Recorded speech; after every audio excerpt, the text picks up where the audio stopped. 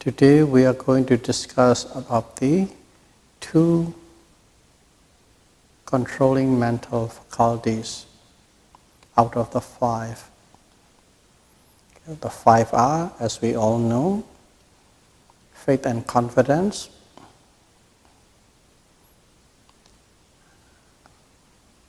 effort and energy, mindfulness, concentration, and wisdom. We have dealt in the last lecture about faith and confidence.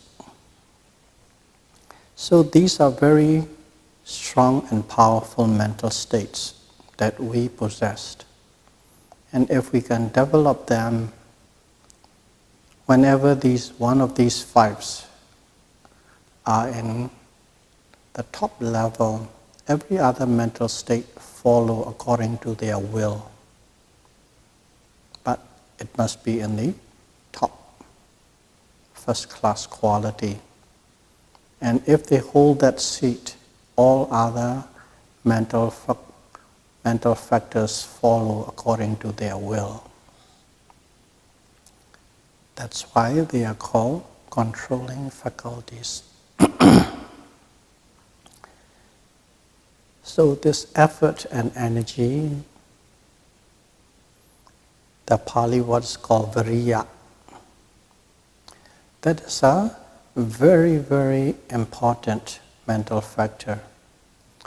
In Buddhist scriptures, every sutra, and even in Abhidhamma, everywhere you will and you can see these words. Because there is nothing worthwhile in the world can be accomplished without this effort.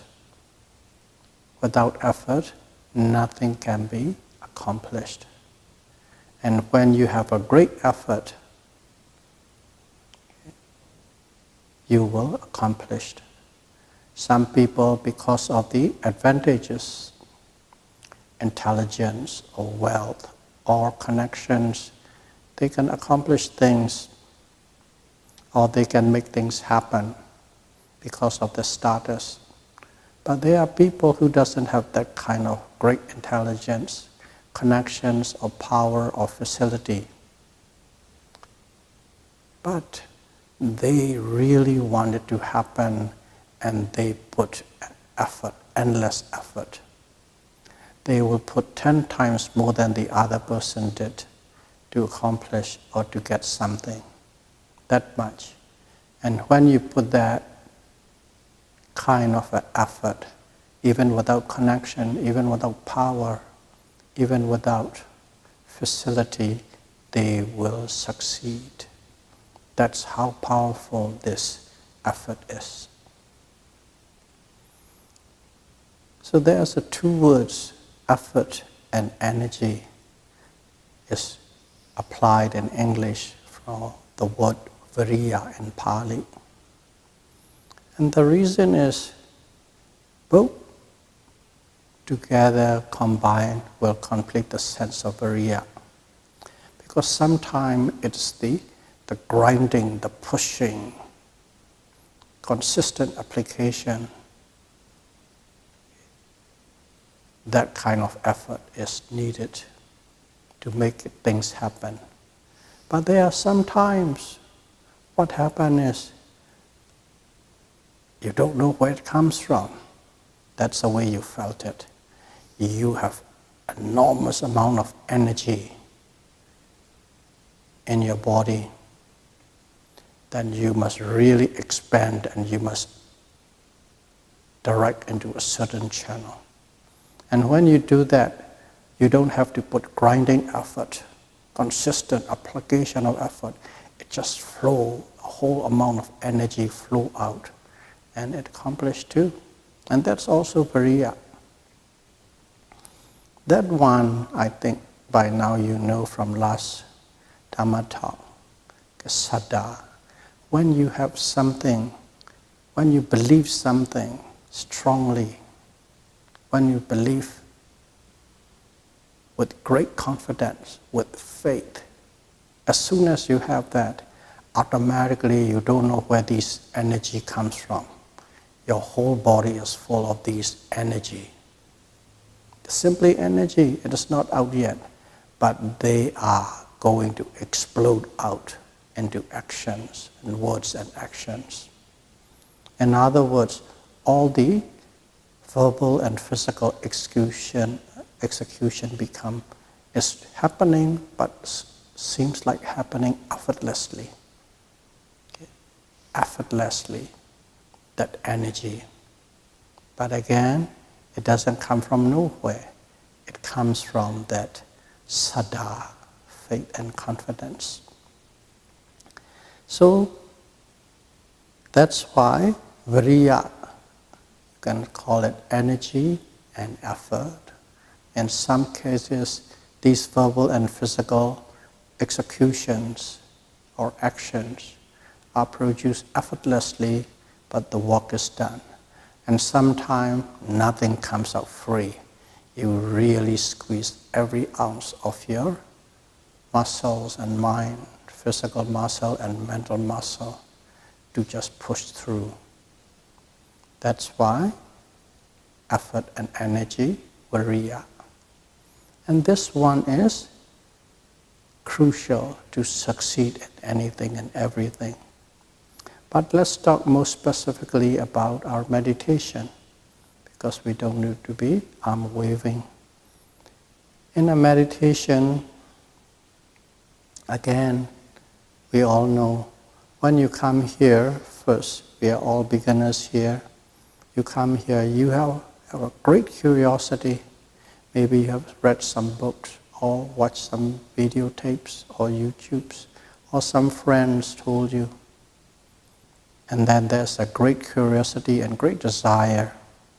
Because of that, it pushes you to attend this class.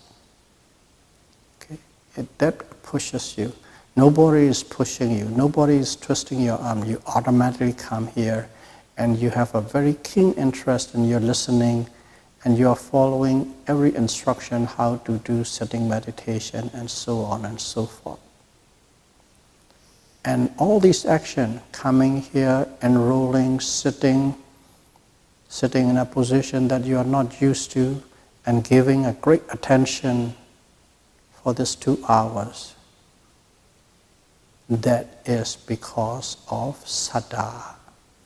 That great confidence in this particular thing you are investigating, that great confidence produce that energy, and that energy is converted into your verbal and physical actions. At this moment, up to this point, everything is being done effortlessly. Of course, the cause is saddha, faith and confidence. And you're practicing good, and most of you haven't practiced any meditation before, some of you has. But regardless, in general, to a lesser or greater degree, because of this cross-legged sitting position for an hour, the pain arises. When the pain arises, what happens? You want to stop. You want to change your position. It's told, don't change it. Okay. What happens is, you are having an internal tug of war. One part is want to be comfortable, another part is no, if I do that, I will break my meditation, tug of war. And through the tug of war, some people give in. Okay. Give in, and then you change your position or you make yourself comfortable. But some people, they go through.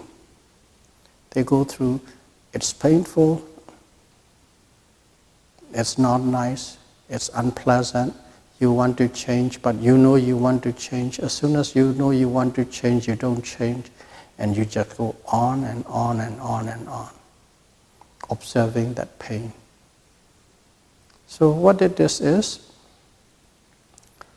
at this stage, the first free flow energy and free flow effort, effortless effort is gone, and that has carried you to a certain extent, and now this is more like a tug of war. There's no free flow energy and no free flow effort. Tug of war, but you hang in there. You master your will, you master your mind. You face that difficulty and push through, observe the pain, the pains become worse and worse. Sometimes little batters, the same change around, but you don't give up. Here is the grinding effort. You can call it that as the second phase of effort. The first phase, so to speak, you get it for free. Not really free because of your confidence in what you're doing, you got it. And when that has used up, the second phase is you have to really, with your sheer willpower, you go through this. And that is the second phase of effort. You really have to apply it. And you observe and you observe and you observe without giving up. Without giving up. And you observe in such a way, eventually you overcome that pain. In other words, that pain is not a problem for you anymore. The pain may totally disappear, but the pain may still exist, but you will find it down the line in a different form. Tolerable, manageable, piece of cake. You overcome that pain. But you have to go through the great painful period, great difficulty to reach to that stage. And there is another definition, or more precise definition of effort. What is effort? Definition: the ability to overcome difficulty. The ability to overcome difficult situations, that is effort. Regardless what, you face a difficulty and you apply with everything that you have, mind and body, and you overcome it. And what did you do? You put great effort. Without putting that great effort, you will never overcome that difficulty. So here it is. Definition of effort is, it's an ability to overcome difficult situation or difficulties. You overcome. And then after that, what happened was still, you simply overcome, but you have to still close the shoe. Close the shoes means there's more space to walk, more period to go through. You can't go through those things by sitting down and doing nothing. You still have to persistently do what needs to be done.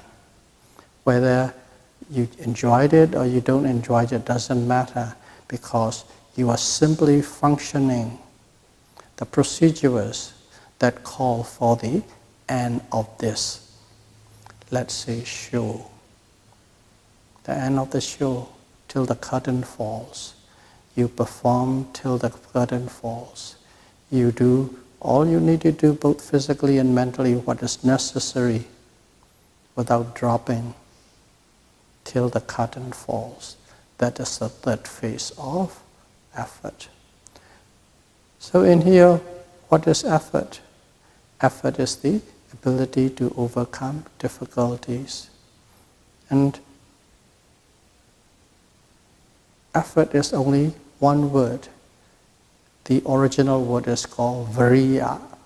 And in the word viriya, there are two things underneath that: energy and effort. Energy itself is not gone into effort, but that energy is produced by confidence. And in turn, it provides you effortless effort, effortless execution of verbal actions and physical actions, and even the mental actions in some cases.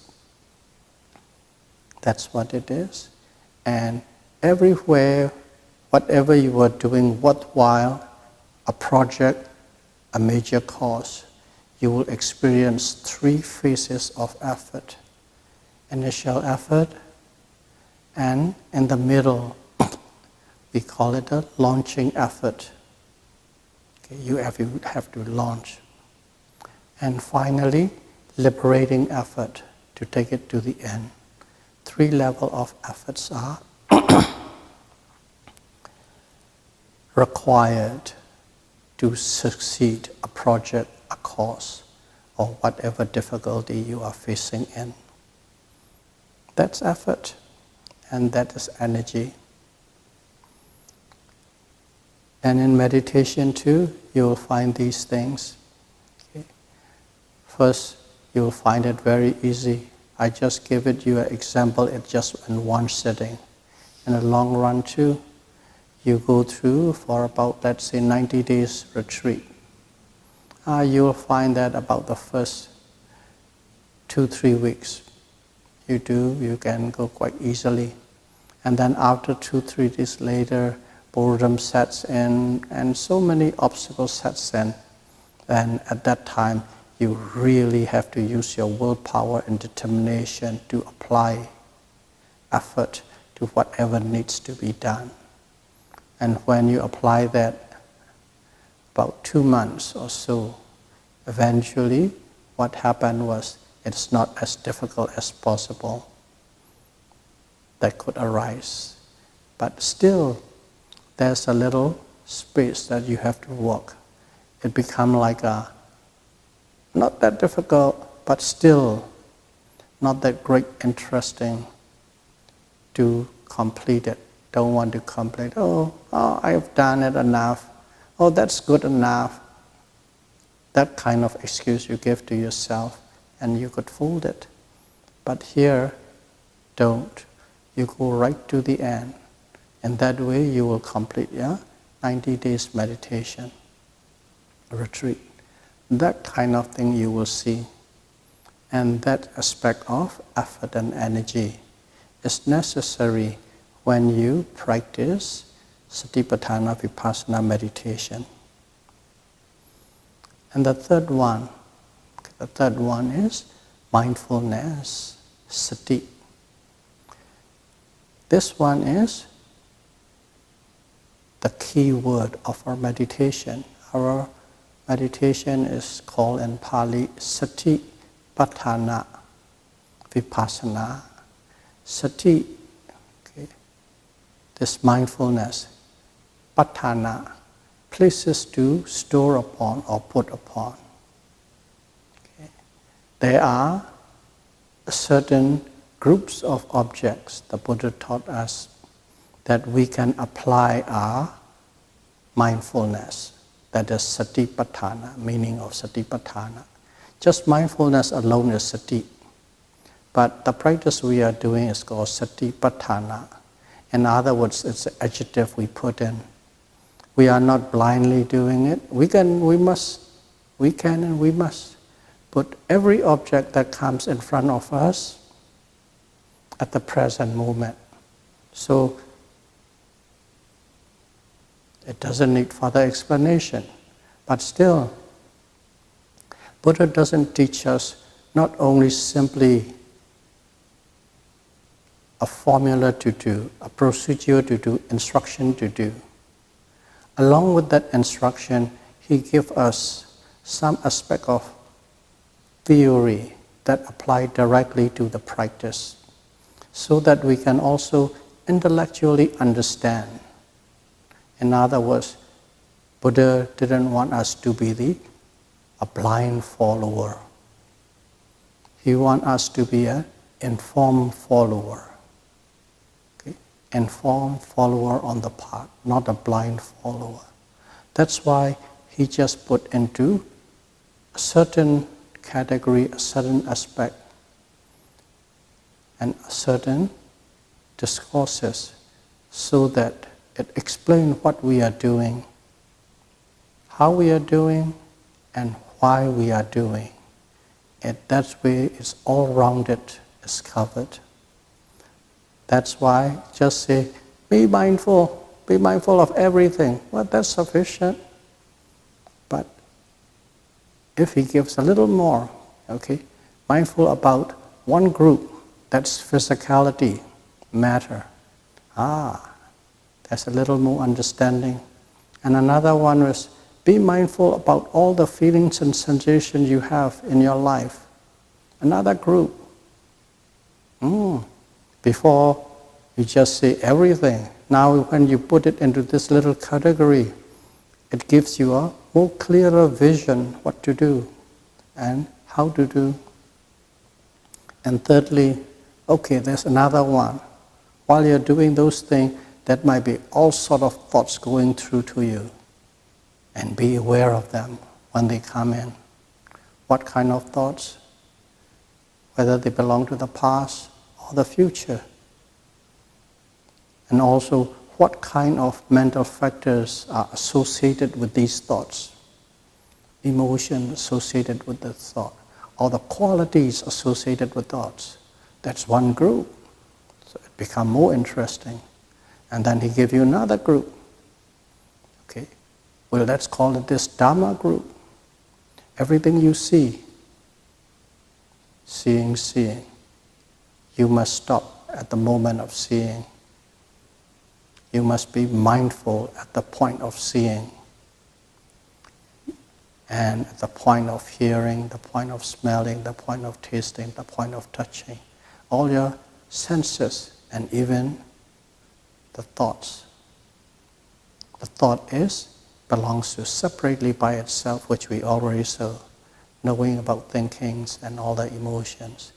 Here is the Dhamma, is the five sense object. So when you give like that, we can identify even more clearer. That's great, that's good. If we look at all these things, discover everything. Before it's simply everything. Now he put everything into 4 different groups. Because he put it into 4 different groups, we call it 4 foundation. 4 foundation or 4 groups or 4 places where we can apply our mindfulness. That is Satipatthana. Okay, Satipatthana. So mindfulness is that we must, first and foremost, be aware of, in general, everything that pops up in front of our field of attention at the present moment. Nothing before, nothing after. Because if it is before, that go to the past. After, that go to the future. And whatever you think about past and future is simply a projection, imagination, thinking, figuring out. But if you deal with it at the present moment, it is exactly as you have experienced. And based on the amount of focus and attention you can give upon that present moment, you will understand that object. It is not a second-hand news, third-hand news. It's not a projection, imagination. It's reality. It's the present moment. That's mindfulness. We know what objects to go in with 4 groups. We know in what time frame we have to put in. There's only 3 time zones, past, present, and future. Must be in the present. And then thirdly, when you are observing that object, or when you are noting that object, when you are applying your attention to that object, you must apply with great effort. See, the one we just talked about, great effort. That effort it applies to your attention. There's a lot of energy and effort goes into the application of the directing of the mind towards the object. And if you direct your mind to the object with great force means great energy, great effort, great force. it will really stick to the object, it will wrap around the object, it will penetrate through that object, and you will understand that object in every aspect that you possibly could. But if you say, it's rising, it's falling, rising, falling, rising, falling, and that's all that you know. And we have had many yogis. You meditate, what did you experience? Rising, falling. A week later, rising, falling, that's it. And that means the teachers know that amount of energy that you associate with the directing your mind towards the object is not strong enough. It is a mediocre, it is weak, it is feeble. That's why all that you can say is rising and rising and falling. But when you apply with great energy, that observation goes, as we said, thoroughly, completely, all-rounded, penetratively and closely. How close? Close from the moment that object arises till it disappears. There is no period in between that you are not with that object. You know the moment it arises, you know the moment that is traversing, and then you know the moment that it disappears. That is another way of measuring how great effort you are applying to your mindfulness on the object. If you know the beginning to the end without the mind wandering away, then you have that complete, thorough mindfulness. When you have that complete, thorough mindfulness with great effort or energy behind that attention, then you experience every little characteristics that associated with it. Okay, now we all know, you see rising. Okay, rising is just one thing you know is rising movement, falling movement. Yeah, I know, which is true, you know, you are not thinking anything. But at the same time, all that you know, there's this little rising movement and falling movement. Then you apply that great effort, and then you see when it is rising, it is not one smooth little one rising. They are little intricate movements of rising. Some are little fast, some are slow, some are 2-3 little successive movements. Along with it, you can feel the pressure increasing.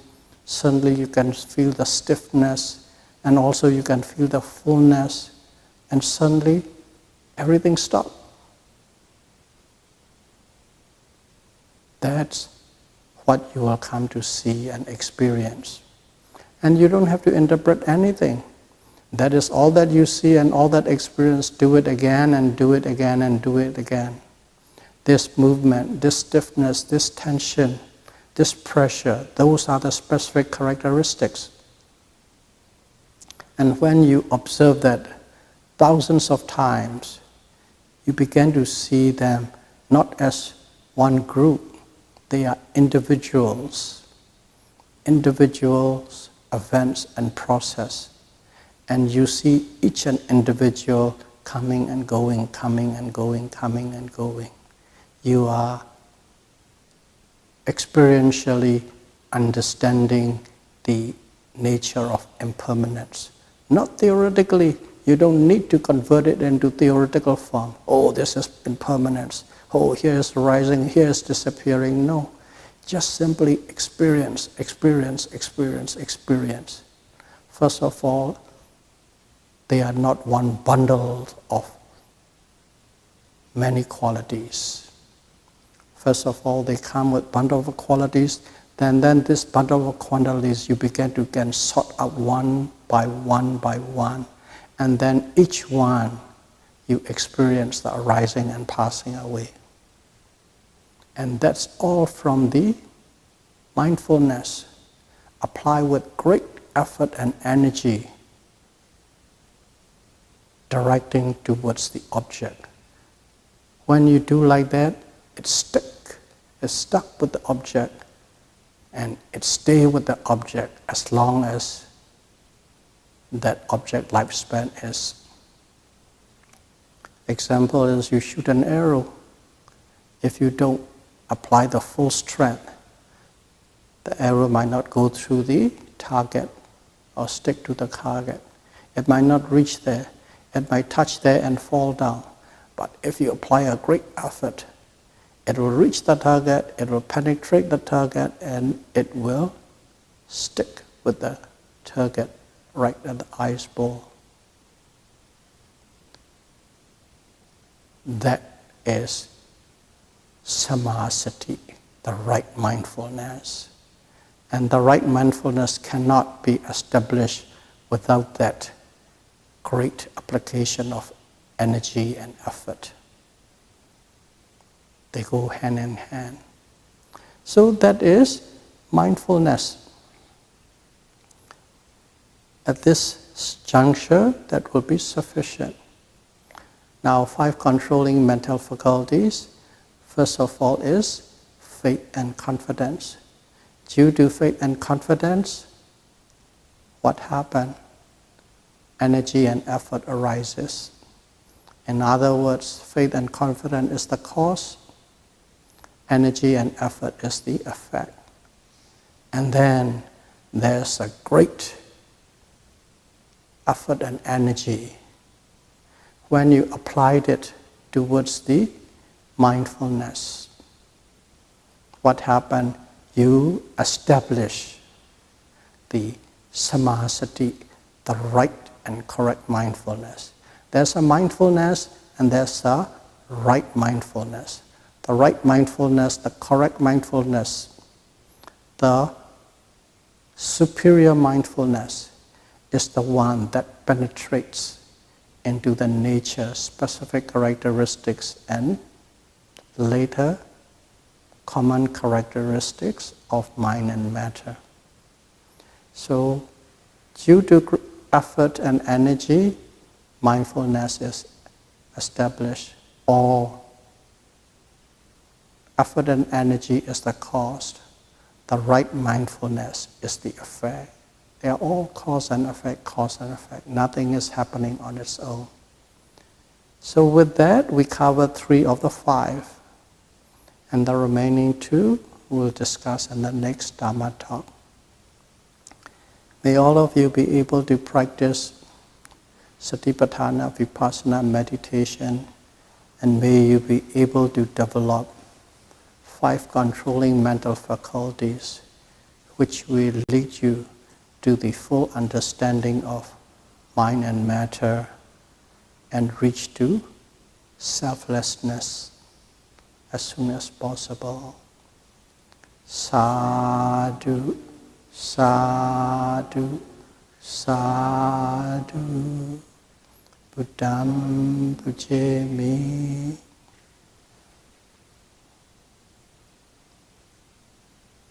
Dhammam pujemi.